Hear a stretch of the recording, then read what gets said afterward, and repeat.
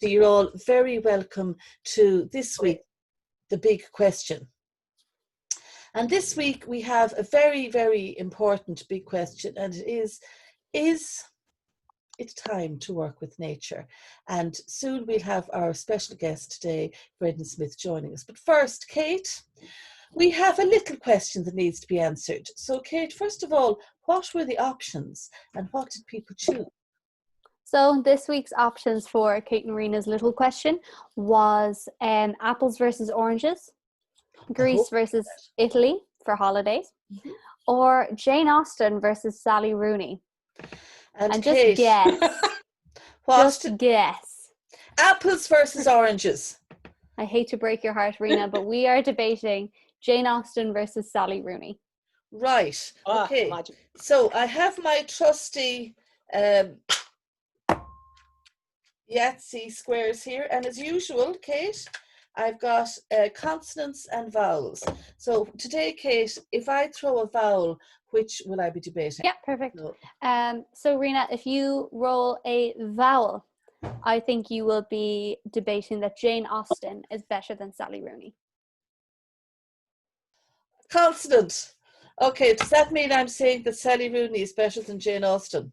You are, yeah. Okay, so last week, Kate, you actually got to go first. So I think this week it would only be fair that I get to talk about the fabulous Sally Rooney. So what you need to do for me now, Kate, is just count me down for my minute. Okay. Okay, Rena. In 3, 2, 1, go. Of course, Sally Rooney is the most extraordinary writer of our time, or indeed of any time. At a mere 28, she's taken the world by storm with her new book, Normal People. The other reason that she's fantastic is, like me, she's from Mayo, she's from Castlebar. So Mayo people. She also studied in Trinity, and did you know that she actually was a top debater? She was the top debater at the European University Debating Champions in 2013, and as I said, studied English in Trinity. Normal People is only her second book after Conversation with Friends, which is an extraordinary feat. She has delved deep into the psyche of people in her book. She unveils the innermost workings of people, and on top of that, she made 10 seconds. Mescal, who only went to Ballyhonus for sausages, an international sex symbol. So I'm telling you, that is no small feat. So I say, go, Sally. Time up. You're amazing. And now it's over to you, turn, Kate, to tell us why Jane Austen is in fact the greatest writer. Okay, so 3, 2, 1. I don't think Jane Austen really needs much of a introduction. You know, with novels such as Sense and Sensibilities, Pride and Prejudice, Emma, all movies that have been remade time and time again, with the likes of Kate Winslet, Colin Firth. We're going to talk about sex symbols. Yeah, okay, there's Paul Mescal, but like, will that run out? Colin Firth, I don't think has really lost his steam at any point since that movie. She is also featured on the £10 note in the UK as of 2017. So, I mean, I don't think that's given away to just anyone. So I think that's really, really worth taking into consideration. She was praised an awful lot for her realism and for her satire, and being really ahead of the times in the 18th century. And when we're going to look at that in comparison to Sally Rooney, I mean, Sally Rooney has 33.5 thousand followers on Twitter. Jane Austen has 28.6 thousand, which I know is less, but she's been dead for hundreds of years. And she has still got that kind of reach on Twitter. Sally Rooney is alive here and now, and she's only got a little bit more. It's time up. So thank you very much, Kate. So on that, we're going to turn over to our audience. I'm going to bring up a whiteboard. And if you believe that Jane Austen should win over Sally, you put JA. And if you believe it should be Sally Rooney, you put SR. So right now, I'm going to share a whiteboard with you. So there you go. And at the top of your whiteboard, you'll see a little to the right of your screen sharing section. See the drop down menu, and you'll see annotate. Have you all got that? And in annotate, there's a thing called draw and stamps. Do you see that? So somebody is managing. Most people are managing to write stuff. So I don't see mine at all. Right here. Have you got it? Very good. So if Ended up. everybody puts in SR for Sally Rooney or JA for Jane Austen, we will find out who people actually think is the best. And of course, everybody only write once, needless to say.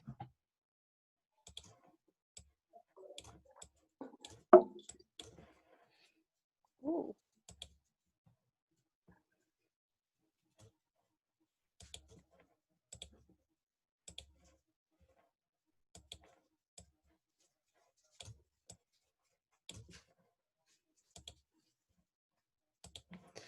Have everybody got their votes in? Yep.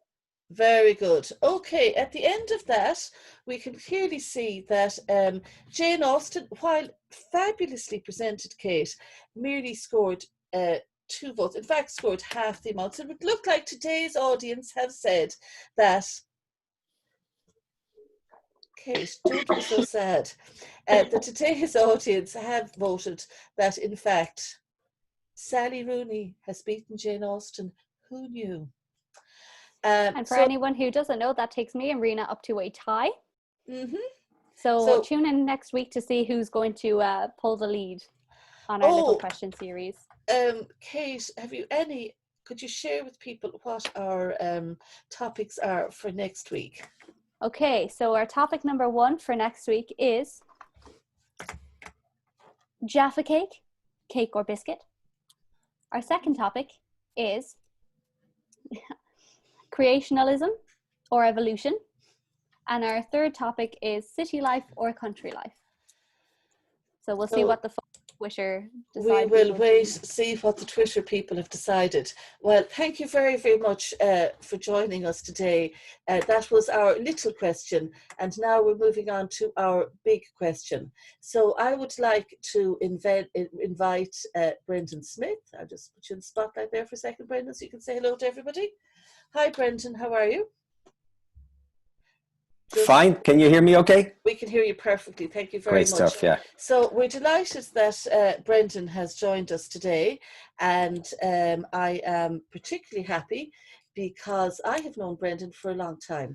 Brendan and I were both in UCG together back in the day when Brendan was president of the Students' Union. Yeah.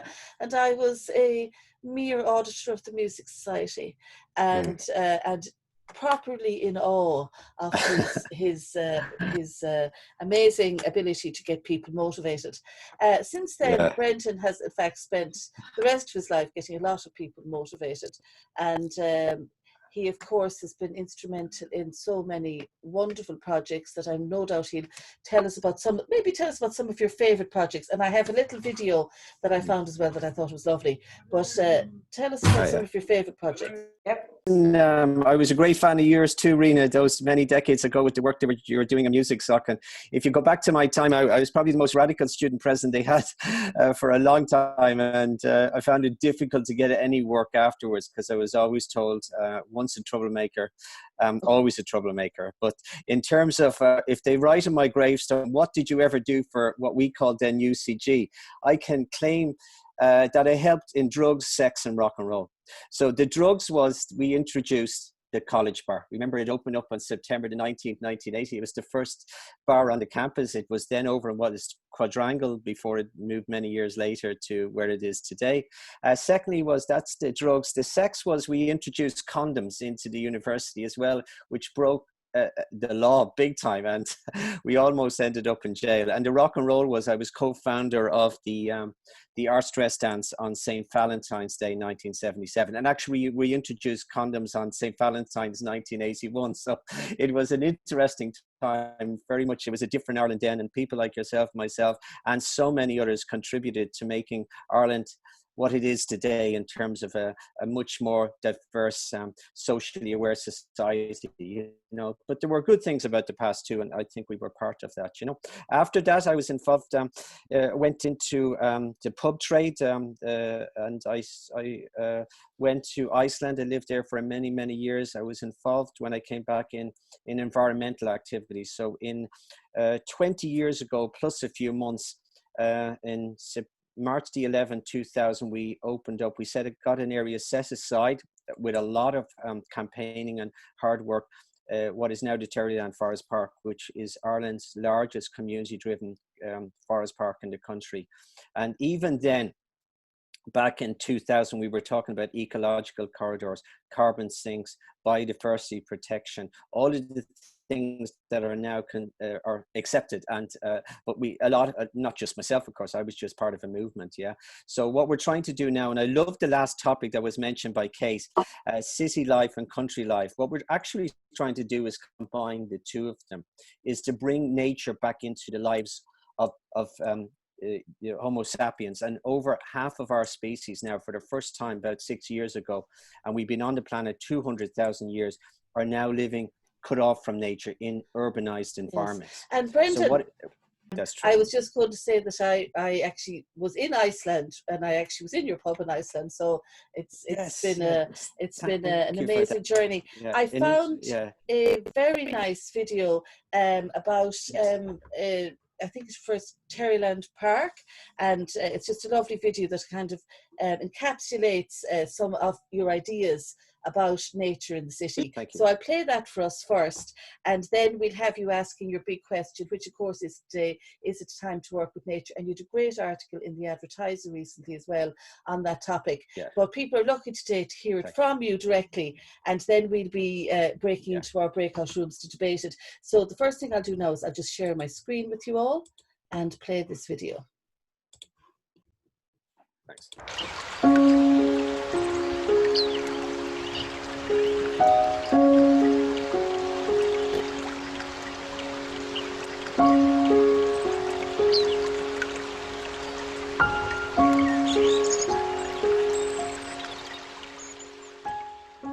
The way I look on nature is that I grew up in an urbanised environment in the heart of Dublin City, and therefore I was disconnected almost from day one. It was very much an old working class area.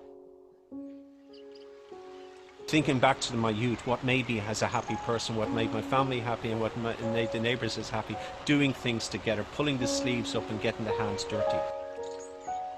There is a magic in nature that we're losing touch with, and what we want to do is children to ramble in the woods and think of fairies or leprechauns or the little people or the trees coming to life. And if you look at the garden here, you will see the tree has human features with the nose and the eyes and the mouth, and it's that wonder that is missing from this generation of young people.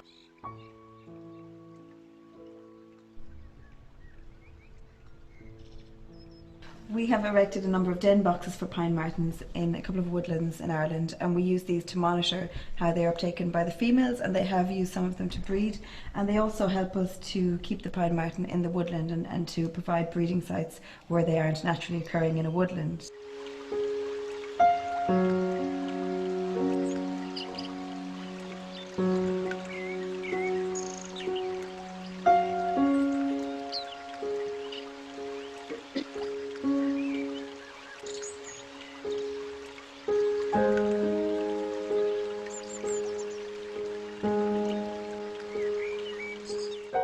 Green infrastructures are huge importance. For example, our green bridge recently built in Galway, and it's the first one in Ireland. Things like that are of huge benefits for wildlife, helping them to survive despite the fact that infrastructure can be growing. And also that we incorporate wildlife habitat into our farmlands, into our roadside verges, that we don't keep our natural open space too tidy. We need it to have lots of nice wildflowers, lots of nice rough grassland. Like the forest park is 180 acres, but it's not continuous. It's fragmented. It's segregated by the road system. So we have to bring in the green bridges. If you look at the Netherlands, they have over 800 green bridges. This is an area of, say, woodland that connects two green areas together, going over a major roadway. I do think that grassroots organisations are showing us the way. We have a unique opportunity now at the moment with the National Planning Framework. We should have 20% of green space within urban areas, but it needs to be more than just green space. It can't be a sterile bit of grass. It needs to be wild, it needs to be real, we need to see animals. So I do think that a lot lies with politicians, actually. What we need to do is bring nature into everything and bring people out of their classrooms and into the natural environment and understand it from whatever level they're at.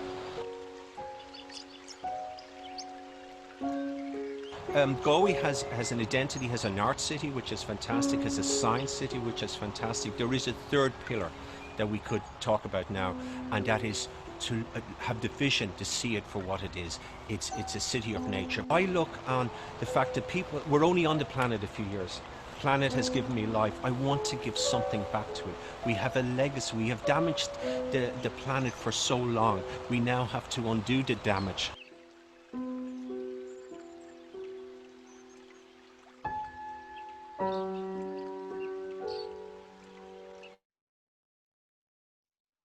Thank you very much, Brendan. That was lovely to see that, watch that video. And now it's your opportunity to take to your soapbox and talk to us about, is it time to work with nature? What you saw was kind of a change in people's attitude to what a city is. We normally associate with concrete and clay, or sorry, concrete and tarmac. And what we're trying to do now is to redefine our urban environment. And if you look at a place like London, one of the great cities of the world, you would look, and London has mainly been that concrete and tarmac. Believe it or not, when they actually started to map it, they found out that nearly 49% of London was actually blue, as in waters, and green, as in nature in some form. And if you look at Galway from a Google map or as a bird, if you look down, there is still a huge amount of green and blue. Sadly, it's the one thing that disappears as we become so-called civilized. So Rena referred to earlier that I had an article that recently in the Galway Advertiser, and I looked at all the problems that the world is experiencing at the moment. It's as if nature, or the rest of nature, because we're part of nature, seems to be declaring war on us. Look at all the storms that have happened in Ireland recently, the heat waves right across Europe and the United States, wildfires in places like Greenland and Siberia, ice-packed landscapes are now sadly alive with wildfires. Look at what happened to Australia. Look at the melting ice from the Antarctic to the Arctic. Look at the droughts in India, the locust swarms in East Africa, the acidification of the oceans. In places like Galway, people are dying from poisonous air. There's flooding everywhere, and the soils are becoming less fertile. Birds are disappearing from the skies, insects from the fields, and fish from the oceans. And what we're all going through at the moment is this pandemic. And again, it's the most disruptive force that has happened in society since World War II. But again, it's actually caused or emanate from nature, from the wild markets of Wuhan in China. But what is the science is showing us? It's not humanity that is the victim. Rather, we are the culprit for what is happening in the world itself. And it's because, and it's increasing at a ginormous pace. So pandemic that we're going through at the moment, COVID-19, if we continue the way we're going, it's just going to be one of many. And we have to use this opportunity of what's happening at the moment to give ourselves a reality check. Biodiversity loss, climate change, pandemics, they all have an interlink. And we have to look at the reasons why it's happening. It's because of our lifestyle, because of our consumer model. It's because that we take, we make, and we waste. And why is now, when we stop that the rest of the world seems to be changing, and hopefully for the better. We have cougars along the streets of Santiago. Places like Galway, you could actually hear the birds again, probably for the first time for many of us. And it's therefore an opportunity for us to re-establish our connection with the rest of nature. So if you look at farming, for instance, why are we continuously using farming that is giving us seemingly more food, but at the same time is leading to huge destructions on the actual areas that are normally at the loss of forests? 80% of rainforest deforestation is caused by agriculture, mainly in the form of livestock, but also plantations for soybeans and palm oil. And the natural world is shrinking at an alarming rate. Today, believe it or not, only 4% of the world's mammal population is wild. The rest of us consist of us and domesticated animals. And by destroying these natural spaces, we are ripping apart the very lungs that take away the carbon dioxide that can damage our health and provide us with the oxygen that sustains all life.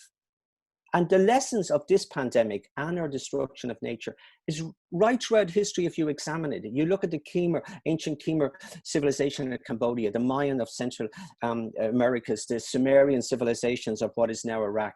All of those were given mortal blows by their misuse of the environment, local and in regional in itself. So what we need now is a united front. We are at the last chance saloon, and we're screaming for leadership worldwide. And it's sadly, too many of our world leaders, people like Bolsonaro in South America, they're either climate change deniers or they're just continuing to pace with what's happening. And if you look at what's happening, look at what we buy every day. The phone that I have in my hand, the made in China label is all over it. That carries a significant carbon footprint. And we blame Brazil, Congo, Indonesia, Malaysia for destroying the rainforest. So we look down on continental Europe and Japan for keeping livestock indoors. Or we look down the United States for its GM crops and give ourselves a big clap in the back for our grassland free range cattle. But we have to examine ourselves. The change starts in our own country, in our own town. And Ireland's energy relies too heavily on fossil fuels, over 90%, and most of it is imported. We're the worst offender in all of Europe for generating plastic waste. Almost 1 million tons of food every year is actually thrown out. And when the UN is telling us to fight climate change, we go for a vegetarian or vegan diet. What's happening to governments for many decades is they're promoting milk and beef production that has led to a huge decline in farming numbers and depopulation of Ireland. 7.7 billion worth of food and drink was imported in 2017. The farming population, over a quarter of farmers are in their late 60s. The average age is in their late 50s. 30% of farms are unsustainable. So we have to look at farming again to protect nature. At the moment, only 1% of Irish farms grow vegetables, which is the lowest in Europe, which is 12.4% on average. If you look at orchards, only less than 1% of Irish farms have orchards, compared to an average of 14.6%. Only 2% of Irish farms are land certified, compared to 20% in places like Austria and Sweden. And if you look at our free range cattle, 90% of them have primary feed. 90% comes from abroad. 50% of that is from the States, is genetically modified. The rest is from Brazil and Argentina. If you look at peatlands, we talk about the great rainforests of the world. The peatlands store twice as much carbon as all of the rest of the world's forest, all combined together. And what we are doing in Ireland, we're cutting into them, draining them, building them, dumping and harvesting on them itself, you know? So what we need to do is, we have a moment of reflection, thanks, and obviously so many bad things that happened with COVID-19, but there is a moment to actually reflect on what has happened.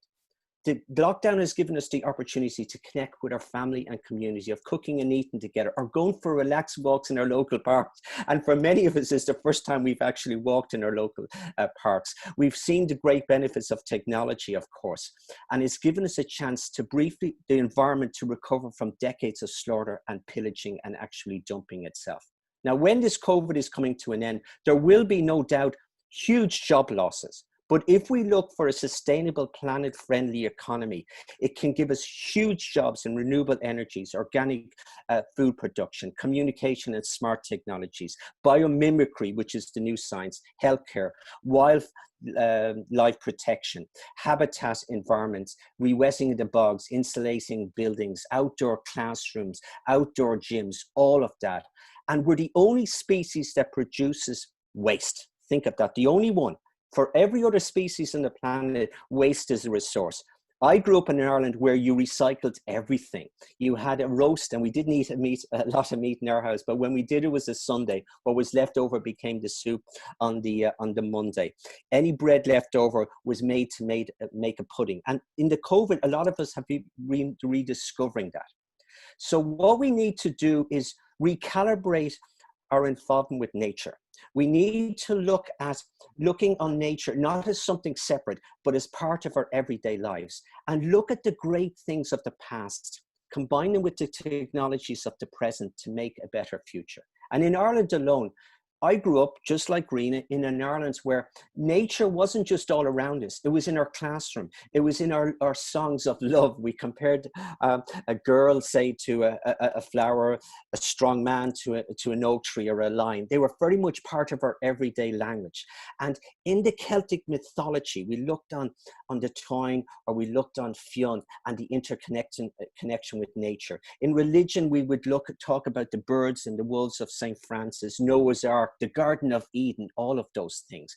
If you look at St. Patrick's Day, what was the symbol? It was the shamrock. If you look at St. Bridget's Day, as a Christian country, you look at the time, you looked at the reed cross and the primrose. If you looked at Halloween, it was the actual apple. So nature we were in love with nature. And what we have to do is we have to reconnect with nature by loving nature. You have 1 minute left to I'm coming to an end now. So it's about falling in love with nature once again. And what we have to do is remember that if you love something, you will nurture it and protect it. So thanks for that warning, Rena. And I'll finish up. What we need to do is make our cities of the future, or urbanize environments, not just smart, high tech, but also green and blue. Bring the jungle back into our lives, as some of us would put it. So Sinead, so thank you. That was absolutely wonderful. I'm going to utilize my ability to clap in my reactions at the bottom. That was marvelous. So what we do now, Brendan, and everybody that's here, is we actually break into rooms, and Brendan will pop into the rooms for a few minutes, and the rest of you will. So I'm going to divide us into 2 rooms. I'll stay minding the main room, Kate, so you go into room this week, and make sure that you have somebody in the room who will make sure that everybody gets a chance to talk, and that somebody will be willing to do feedback. So when you get into the room, decide, and when we come back, we get feedback from the different rooms. Who are our representatives from the 2 rooms? Carol. Carol, and our other second person? Kate. Me. Kate and Carol, wonderful. But first, Lorraine wants to play a game with us, and you never say no to Lorraine when she wants to play a game, because it's always great fun. So let's lighten the mood. Doesn't have a camera, and everyone needs to be on mute. And we're going to play a quick game of I Spy. So basically, you can basically have a good peer into other people's rooms here. I'm trying to position myself. And you play a game of I Spy. So I might say that I spy with my little eye something that starts with I love how Lily has decided that it's not going to be of them. I love that. I spy with my little eye something that that's P. That's P. Pot. Pot, you got it. I presume pot in Lily's kitchen. There's a rich tapestry in Lily's room. There's a fabulous. That is this is not great. my room. This is my partner's room. That is a fabulous kitchen. Okay, go for it, Rena. Oh, okay. Brendan, you're on mute.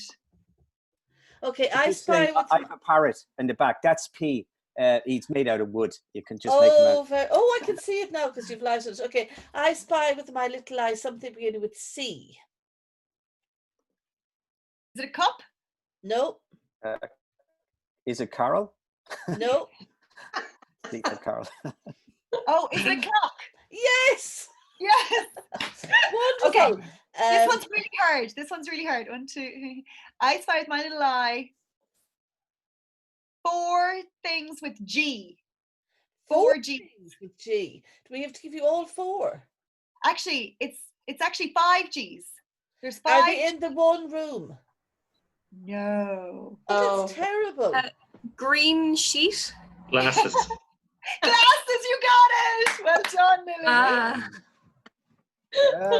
Very good. Okay, one last one. Go for Lily. There's 4 I see. I was trying to think 5. Yes. Okay. So last one. Okay, who got the glasses? Lily. Lily. Okay. You made a spectacle of yourself, Lily. Ha ha. Sorry, bad joke. So Lily, go for it. I spy with my little eye something beginning with B. Bed. Nope. a bag. Yeah, easy. Well done. Wonderful. So that's no Oh, foolishness now. So let me see. We said we Carol and Kate. So if Carol, I'm just going to spotlight you, Carol, to give us some feedback from your room, and then we spotlight Kate, and then we will vote. Brendan, you can have a last say, and then we will vote whether it's time to work with nature, or in fact, should we be working against nature? So, Carol. So we were talking about how Mother Nature is calling and we really need to bring nature into our urban lives. We spoke quite a bit about Indigenous people and how knowledge that has been lost over the years, we're finding it and relating it back to old stories like Fionn McCool and the Salmon of Knowledge, how he was the smartest man in the country. And scientists have obviously discovered that, you know, omega-3 fish oils sharpen brain activity and all that kind of thing, and that was actually being relayed to us through older stories, and how much the older legends across cultures related back to nature, like Ogham, the Druid language is all the letters look like trees. Yggdrasil is the world tree, and it represents the universe basically in Norse mythology. Lorraine was talking about the re-emphasis on forest schools and green schools, and how they found through a lot of studies that there's a lot less instances of bullying and mental health issues in places like forests, because when you bring a load of kids there, there are no rules to be breaking or to rebel against, because you can't say you're doing that wrong when you're in a forest. There's not much you can be doing wrong unless you're, you know, falling into a bear trap. Anyway, that's beside the point. And then we started talking about the nasty cycle of tourism and how it's really a balancing act between, you know, obviously we need to bring money into different countries so that people, particularly Indigenous people, can have jobs and afford to eat and everything, but how they're almost backed into a corner. Well, not almost, they're backed into a corner so that they say yes to these jobs because they need to provide for their families, and then fingers are pointed going, hey, look, they're saying it's okay, so why do you have a problem with it? But that obviously it can be ridiculously harmful. Like Lorraine was saying, there's a proposal for a gondola to go through the Grand Canyon so that people could see the Grand Canyon from below. That would include, did you say pylons going into the bottom? And it wouldn't create a mad amount of jobs, so the balance there isn't really in it. And how UNESCO do a fairly good job at kind of limiting access, like just letting a certain amount of access to natural resources be there, like in Skellig Michael. There's a boom in popularity with people going to Skellig Michael because of the Star Wars films, but there's only a certain amount of people allowed on at any given time per year. That's the Cliff Notes. So that was persuading us to possibly work with nature. So yes, thank you very much from your room. And Kate, are you our other speaker? Yes. And I just spotlight you there now. Now, there you go, Kate. So what came back from your room? Okay, so our look at this was a little bit more climate change focused than maybe the other group. So our first kind of big point was, although we should take personal responsibility for our own waste and minimizing our carbon footprint, and there's only so much we can do in, you know, when we're looking at what, you know, big corporations and capitalist and communist structures contribute to that. As Lily had a brilliant analogy to say that while we can do our bit, it's like taking a dustpan to an earthquake. We need a little bit more help, and Brendan weighed in there to agree completely with that, but to say that this whole take make and waste ideology is really what's crippling us, and that we need something a little bit more circular, that things that we use can get used again, etc. And then our second big point was to do with farming structures and how we should possibly look at older structures of farming, such as crop rotation and animal rotation, to try and keep the soil fresh, etc. And Lily made a really good point that that might not be necessarily sustainable for the farmer. And then Brendan came back to, kind of say that anything that isn't really sustainable for the planet isn't really sustainable for anything, and that a lot of the farms in Ireland aren't currently sustainable as they are.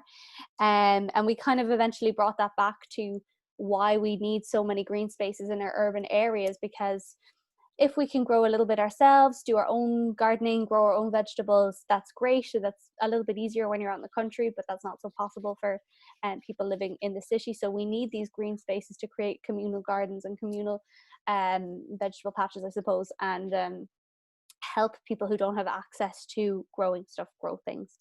So those were our two big points. That we need green, basically.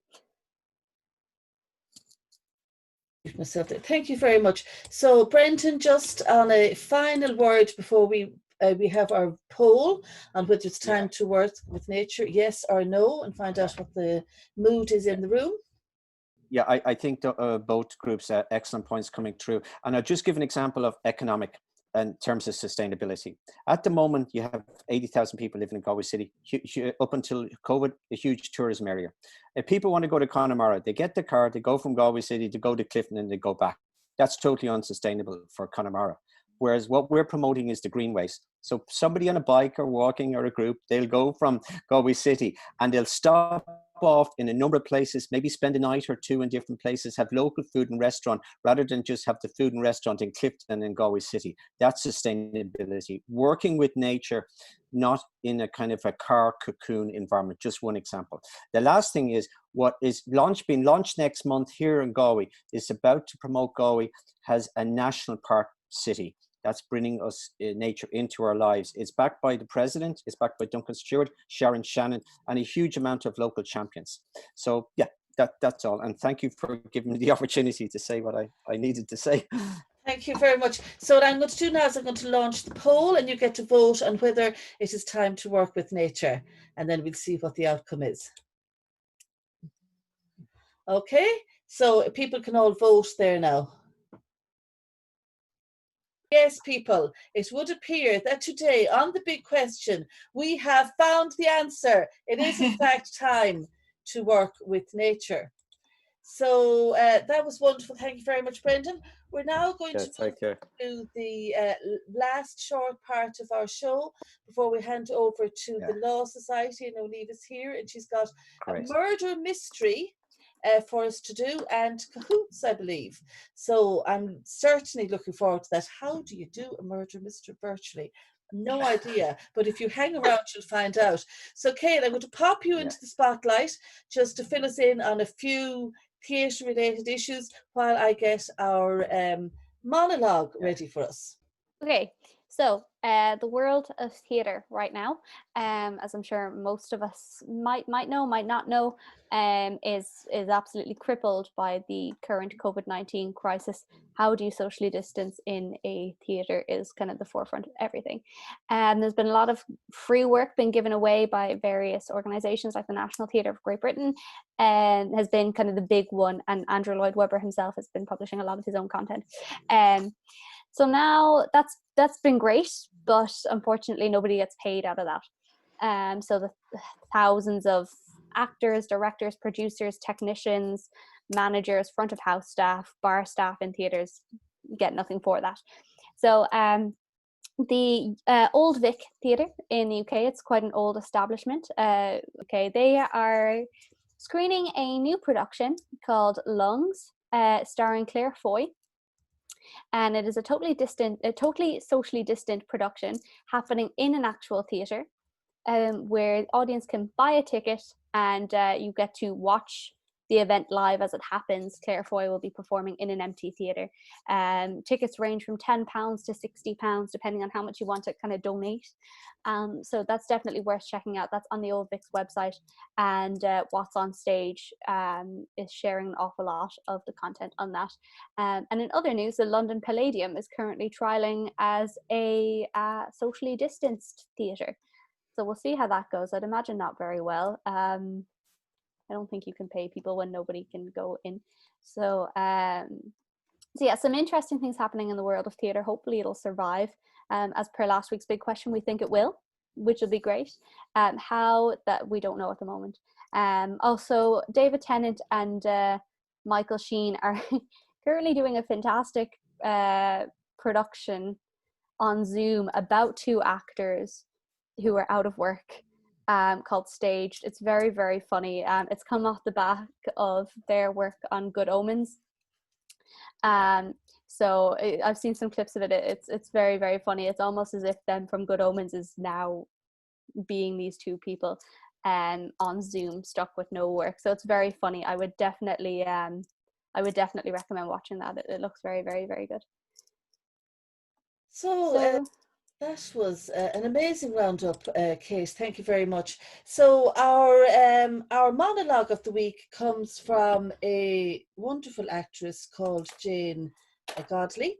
It's actually BBC production. It is just over 4 minutes long, and it is the perfect companion piece to the monologue we had last week from Oisin Robbins of Fergoli about domestic violence, and he was telling a story from the perspective of when he was a young boy. He's a grown man now, and he was remembering back to the violence of his father, and then as the story unfolds, you discover that there tends to be cyclical nature to domestic violence. So right now, I found this piece on Facebook of all places, which I'm going to attempt to share with you.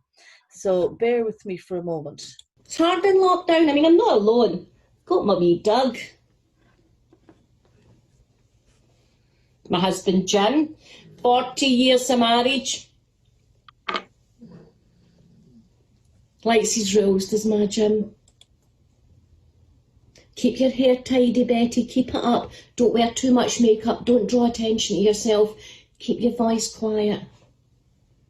Be nice. If you got in my handbag and organise it all. Jim, the whole thing. Organise every bit of my handbag. Like to look after me. My mammy says he was a good man. Any man that carries a few different coloured pens in his pocket and has got a stamp card for his work. That's the kind of man Jim is. 40 years we've been married. 40 years. Oh, am I boring you? Got a son, Stephen, our son, Stephen. He's an artist, lives in Soho in London. Jim says it's not a real job. You don't have a stamp-in card and a pen. Stephen lives with his friend Martin. Miss Stephen. When he was a baby, he went straight into his own room. Into his own room, Betty, make him independent. I'd lie there and I'd hear him crying in the night. And Jim would say, don't run to him, Betty. My breast would leak all over the bed. I said to Jim, I might go to Soho and see Stephen. He said, Betty, women don't run about Soho.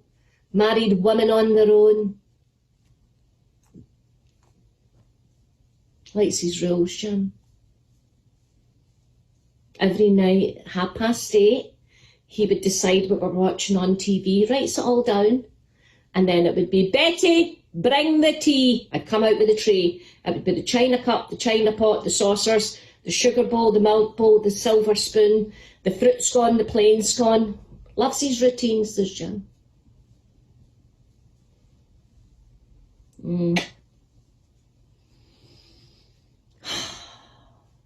The government came on the TV and said, don't go out, stay at home, save lives.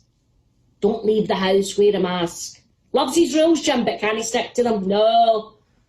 It was a week last Tuesday. Was it Wednesday? No, it was Tuesday, a week last Tuesday.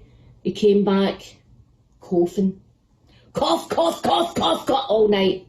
All night with the coughing. And then the sweating. Soaked the bed. 3 days of sweating. I put him into Stephen's room. Self-isolate him. When he listen. I'll go where I want. Yeah. Just gasping for a breath. Gasping. Couldn't catch.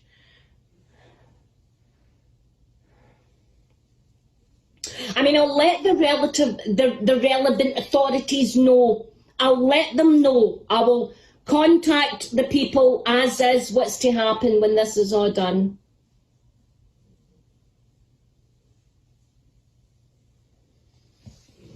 Oh, we drink out a mug now, don't we? Let me drink a tea.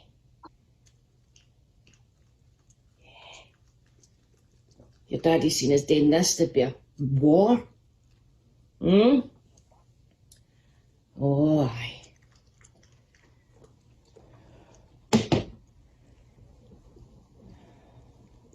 Might go to London.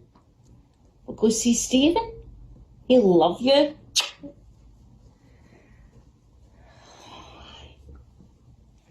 God, look at my hair. Look at this. This is what they call lockdown hair, Bobo. Need to get my roots done.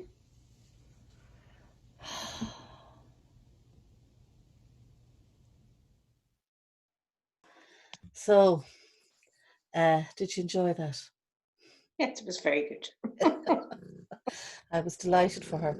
Next week's question is it possible to have a meaningful volunteer experience virtually? And we have Yannick from Cell Explorers. And also, as an extra bonus, if you look on nygstudents.ie/Socksbox Live this evening, you will find a list of ingredients that you need to have in order that you could actually find out the DNA of a banana. So there's actually going to be an experiment happening next week as well. So I hope that you will be able to join us. But for now, we are delighted to hand over to the wonderful Niamh, and I'm going to pop you in the spotlight there, Niamh, just to tell us about what you have planned for our chill zone.